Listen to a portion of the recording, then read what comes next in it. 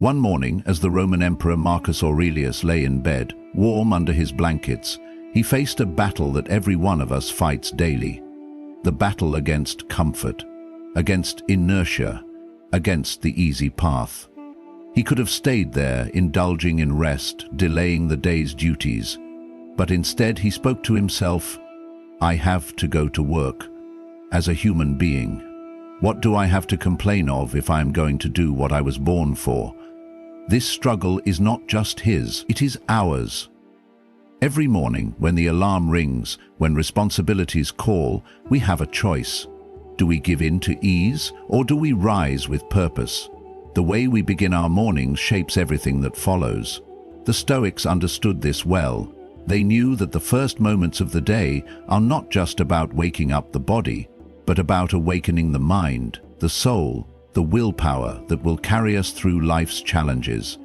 Today, I will share with you 5 things you must do every morning, not because they are trendy, not because they are easy, but because they will transform you.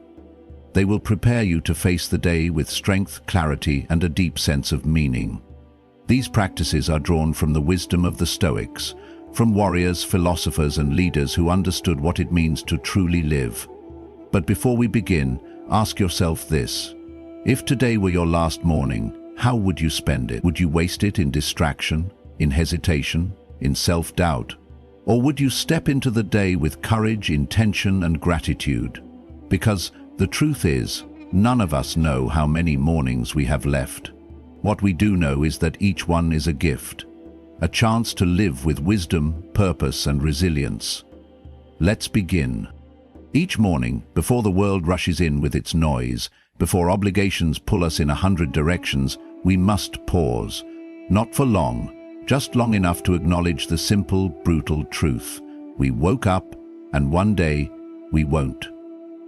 This is not a thought meant to paralyze us, but to awaken us. Memento mori.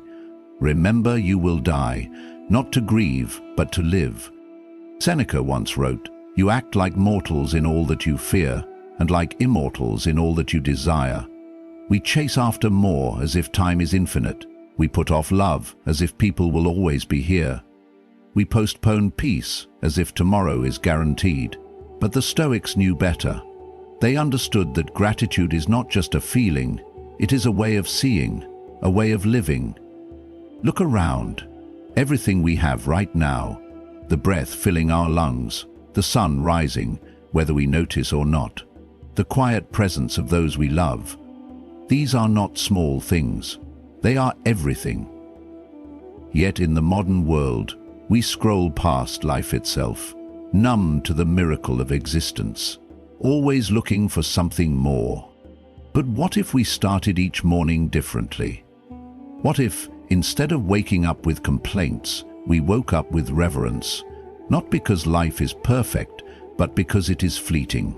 Because today is ours, and tomorrow is a question mark. So we begin not in haste, not in distraction, but in gratitude. Time slips through our fingers like sand, indifferent to our grasping, unmoved by our protests. We live as if we have control over it, as if the days will stretch endlessly before us, yet in truth we are travelers on a road with no map, no promise of how far it extends. We waste time as if we are owed more. But what if we are not? Marcus Aurelius once warned, "You could leave life right now. Let that determine what you do and say and think." These words are not meant to instill fear, but urgency. How often do we delay what matters? We tell ourselves there will be a better time, a later moment to love more deeply, to chase what we truly desire, to become who we are meant to be. But there is no later, only now. In the modern world, distractions devour us. Endless screens, fleeting pleasures, the illusion of productivity. Yet beneath it all, time continues its silent march. We exchange hours for trivialities, days for empty pursuits. Until one morning we wake up and realize how much we have lost. But we are not powerless. We can decide, right now, that we will not let time be stolen from us. We will not squander what cannot be reclaimed. Every morning, as we rise, we must ask, if today were all we had, would we be proud of how we spent it? Because one day, that question will no longer be hypothetical. There is a storm inside all of us, a war between what is and what we wish would be. We carry burdens that are not ours to bear, fight battles that were never ours to win, and suffer over things far beyond our reach. We rage at the uncontrollable, as if our anger will bend reality itself. But reality does not bend, it simply is. Epictetus once said, "Happiness and freedom begin with a clear understanding of one principle. Some things are within our control, and some things are not. Yet how often do we resist this truth? We agonize over others' opinions, as if we can shape their thoughts. We fear the future, as if worry itself can rewrite what is to come. We dwell on the past, as if regret has the power to alter even a single moment. But none of these are ours to command. In the modern world, control is an illusion we cling to. We refresh news feeds, desperate for certainty. We micromanage, suffocated by perfectionism. We measure self-worth by outcomes, forgetting that effort, not result, defines us. But no matter how tightly we grip, life unfolds as it will, indifferent to our demands. There is only one path to peace: release. Let go of what is not yours to hold. Focus only on what is within you, your actions, your choices, your response. And in that surrender, not weakness but strength, is found. Because nothing is more powerful than a mind unshackled by the need for control. We chase, we strive, we set goals, measure progress, and push forward relentlessly, believing that fulfillment lies just beyond the next achievement. But what happens when we arrive? A fleeting moment of satisfaction. Then the hunger returns. The cycle repeats. And we wonder why we still feel lost. Seneca once wrote, "If a man knows not to which port he sails, no wind is favorable." Goals give us direction, but they are external, tied to things outside ourselves. Money, success, recognition. We reach them, or we don't. But intentions shape who we are.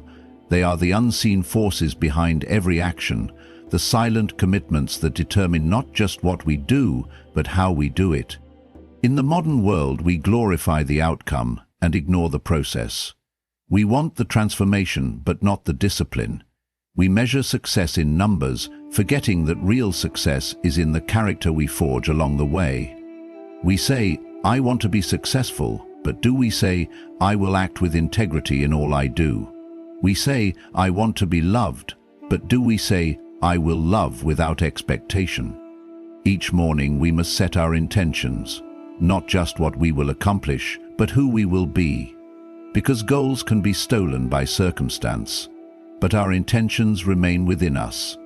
And in the end, we are not defined by what we have achieved, but by how we have chosen to live. The world moves fast. Days blur into nights, moments slip past unnoticed, and before we realize it, we have lived another day without truly understanding it. We exist, but do we reflect? Do we pause long enough to ask ourselves, who am I becoming? Am I living with intention or merely drifting? Marcus Aurelius did not write Meditations for the world. He wrote it for himself. A man with immense power, yet still struggling with the same doubts, the same inner battles that we all face. In his private words, he reminds himself, "Be tolerant with others and strict with yourself," not as a call for self-punishment, but for self-honesty. If we do not confront our own minds, how can we ever hope to master them? The modern world offers endless distractions, constant noise, fleeting pleasures, and escape from self-awareness. But what happens when we stop running? When we sit in silence, pen in hand, and face ourselves? We begin to see the patterns of our thoughts, the truths hidden beneath the surface, the moments of weakness, the victories of discipline, the lessons disguised as failures. Journaling is not about recording the past, it is about shaping the future. Each word is a thread in the fabric of who we are becoming. And if we do not take the time to understand ourselves, the world will do it for us. But the question remains, will we like who it turns us into? We were not made for softness. Comfort lulls us into weakness, and ease dulls the edges of who we are meant to be. Yet, in a world that promises convenience at every turn, we are taught to avoid pain, to seek the effortless path, to insulate ourselves from struggle as if hardship is a thing to fear. But growth does not come from sheltering ourselves. It comes from stepping into the fire and standing unshaken. Musonius Rufus once said, "If you wish to improve, be content to be thought foolish and stupid." Because discomfort, whether physical, emotional, or mental, is the crucible where strength is forged. We train the body by pushing past exhaustion. We sharpen the mind by confronting difficult truths. We harden the spirit by embracing failure, rejection, and uncertainty. Each act of discomfort is a lesson in resilience, a reminder that we are not fragile, that we are capable of enduring far more than we believe. But in the modern world, we seek shortcuts. We numb pain instead of confronting it.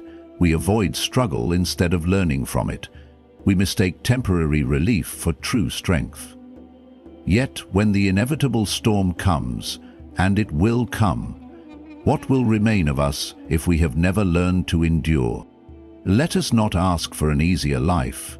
Let us ask for the strength to meet difficulty with unshaken resolve. Because it is only in hardship that we discover who we truly are. The day will not unfold as we wish. There will be disruptions, disappointments, unforeseen trials that threaten to shake our composure. And yet, how often do we stumble through life unprepared, caught off guard by hardship, as if it were an anomaly rather than an inevitability?